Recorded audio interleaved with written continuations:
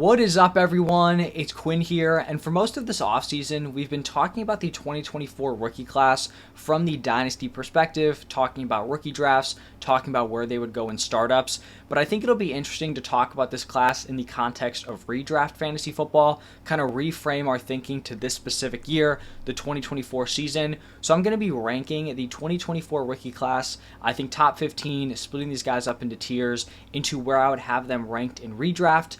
Most of my dynasty content is super flex. For this, we're going to be doing one quarterback, so keep that in mind. These are one quarterback leagues, so you start one quarterback.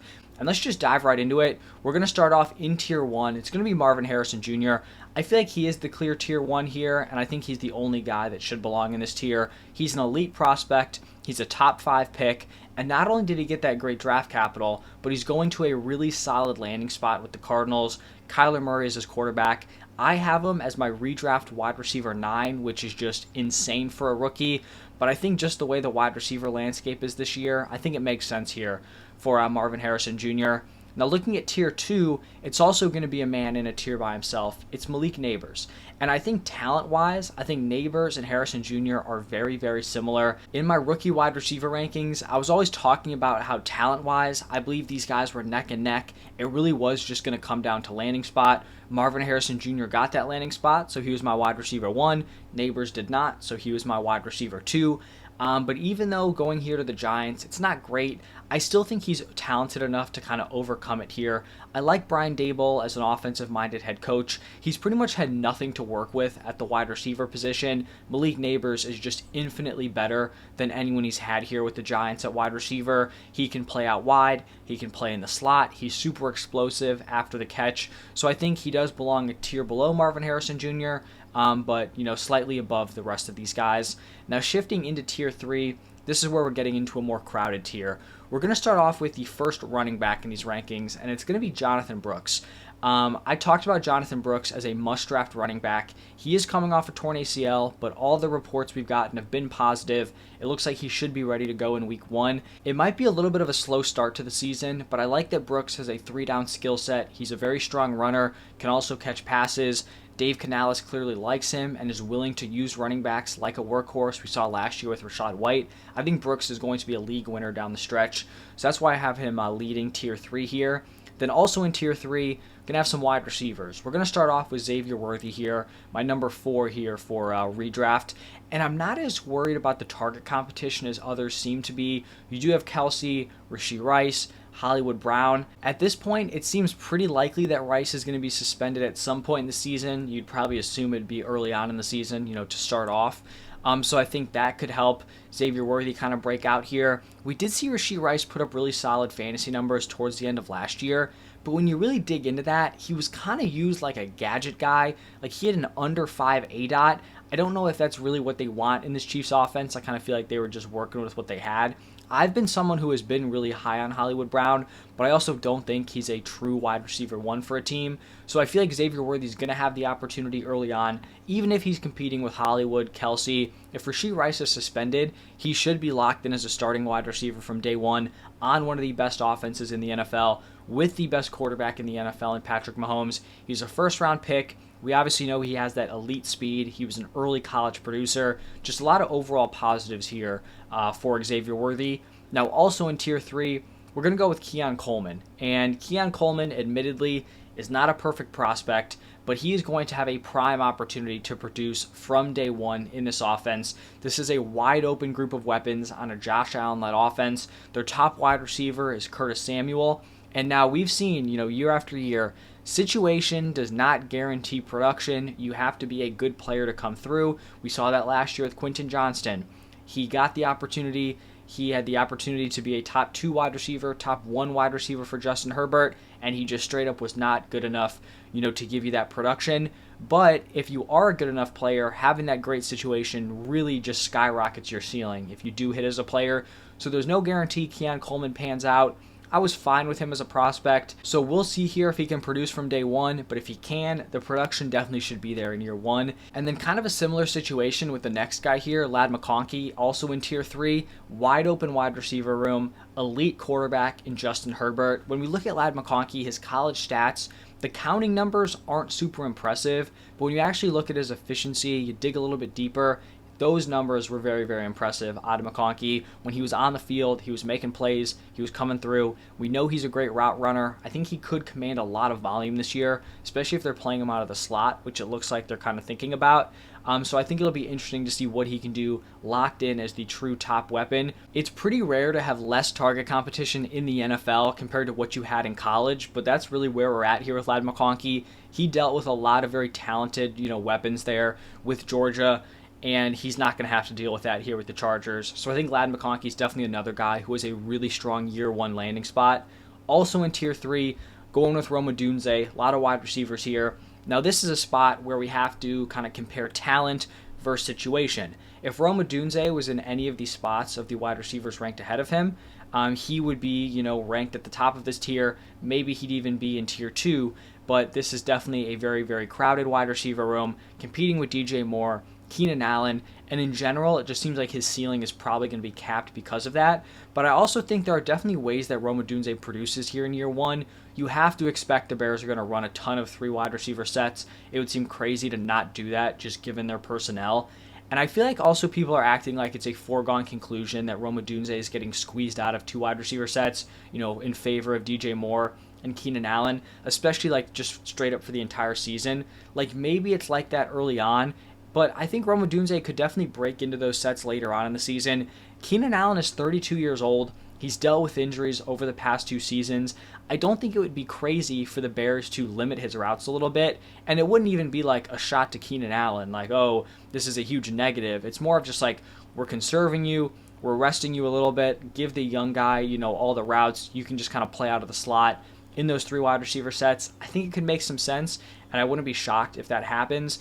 He's my dynasty wide receiver 3 from this class. Obviously a very talented player, a very talented prospect, but in year 1, there's just definitely a little bit more he's going to have to work through compared to some of these other wide receivers just stepping into wide open wide receiver rooms. Now for my final tier 3 player, it's going to be another wide receiver. It's going to be Brian Thomas Jr., and this is another somewhat crowded offense. Christian Kirk, Gabe Davis at wide receiver, Evan Ingram at tight end. Definitely not comparable to the Bears. There are guys here, but none of these dudes are like elite options at their position.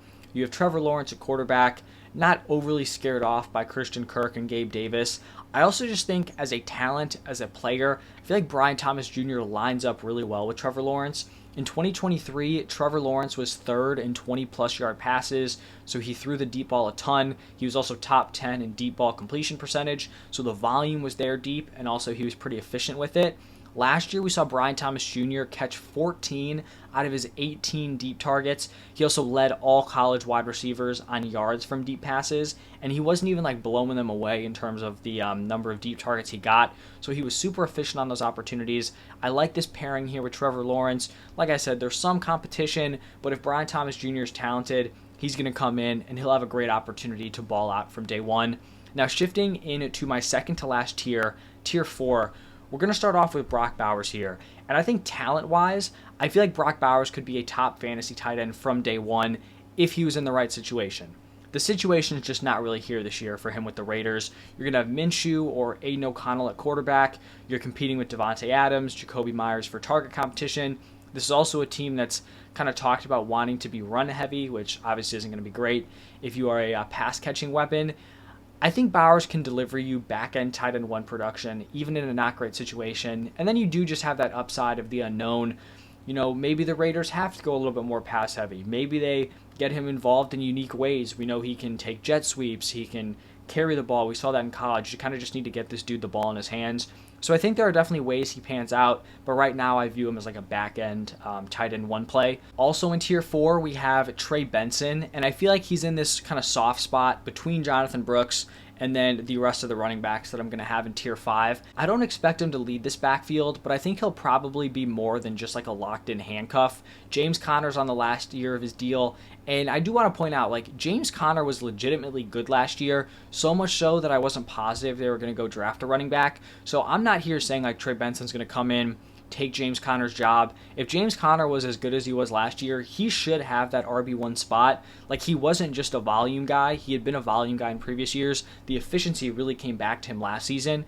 But Trey Benson does have a 3-down skill set. James Conner has struggled to stay healthy throughout his career. In general, I'm just high on this Cardinals offense. Kyler, Marvin Harrison Jr., Trey McBride, solid running back room. I could see him being like a weekly RB3 if he's working his way into a committee with James Conner, and then he has like that RB1 upside if James Conner were to miss time with injury. So I think a fair ranking here for Trey Benson. And then my final two players in tier 4 are going to be quarterbacks. The first one is going to be Caleb Williams. I think he's a nice back-end QB1 pick. He's a great quarterback prospect heading into pretty much like a dream year one landing spot. DJ Moore, Keenan Allen, Rome Odunze, Cole Kmet, DeAndre Swift also has some rushing upside, 21 rushing touchdowns in his last 2 college seasons.